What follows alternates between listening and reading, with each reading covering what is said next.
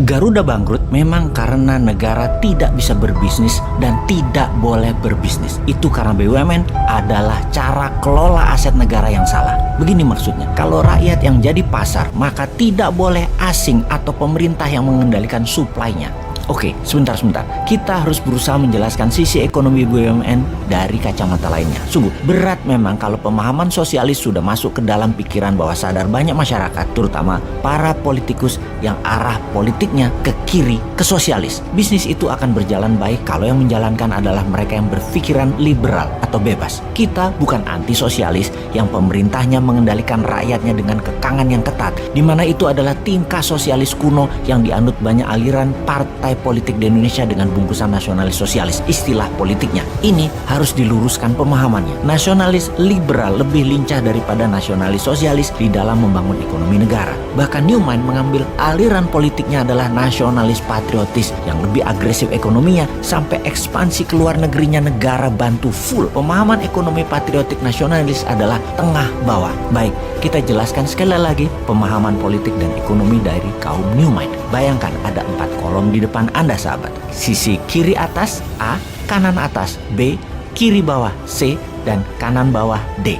A dan C kalau digabungkan adalah aliran ekonominya sosialis. B dan D kalau digabungkan aliran ekonominya adalah kapitalis. A dan B adalah kaum elitis. C dan D adalah kaum akar rumput. Selama 6 pemerintahan Indonesia selain Pak Karno, semua politiknya dan ekonominya main di kaum elitis. Pak SBY misalnya, elitis kapitalis sisi kanan atas B. Para oligarki dan konglomerat kapitalis atas mengendalikan ekonomi dan diberi kemudahan. Yang sekarang yaitu memihak pada elitis sosialis, yaitu yang A, kaum BUMN. Sisa presiden lain, Soeharto dengan Amerikanya elitis kapitalis, Habibie dengan IMF, Gus Dur, Megawati, sama semua. Kemudian para calon presiden nanti 2024 semuanya juga tetap main di elitis. Untuk pertama kalinya dalam sejarah Indonesia, Newman punya konsep politik dan ekonominya akar rumput. Di sisi C adalah kaum buruh, petani, nelayan.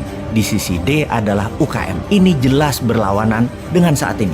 Karena jika Newman mendapat mandat, maka 800 BUMN yang berkuasa saat ini tinggal 50. Di mana yang 750 BUMN, pasarnya, bisnisnya akan dibagi-bagi, diberikan kepada 1 juta UKM. Oligarki dengan monopolinya selama ini pasti akan dipecah pasarnya dan fasilitasnya didistribusikan ke 5 juta UKM kelas menengah yang akan menghidupkan 20 juta UKM kelas mikro dan kecil. Jadi mulai paham kenapa ketika BUMN yang telah diprediksi pasti merugi sejak pejabat sekarang punya gaya pemerintahan membangun proyek tidak terlalu produktif, kebanyakan konsumtif, namun keren dilihatnya, membuat banyak BUMN merugi karena semua itu dibangun memakai pinjaman atau hutangan. BUMN gampang dikendalikan oleh kekuatan politik, sementara politik itu bukan ahli ekonomi. Kalau drive-nya politik, maka kegiatan ekonomi bukan cari untung tetapi cari populer. Drive ekonomi harusnya taat pada kebutuhan pasar, bagaimana menciptakan demand dan bagaimana menyediakan suplai dari produk UKM dalam negeri. Gak mungkin semua itu bisa berpihak ke akar rumput selama elitis dispesialkan seperti saat ini, memberikan karpet merah ke elitis, ke BUMN, dan ke oligarki. Dan di tahun 2024 masih mau memilih yang ada di etalase politik saat ini para gubernur dan menteri-menteri incumbent yang punya aliran pro-elitis juga. Pastikan bukan juga pilihan Anda dari oposisi yang tidak pernah memberikan solusi selama jadi oposisi.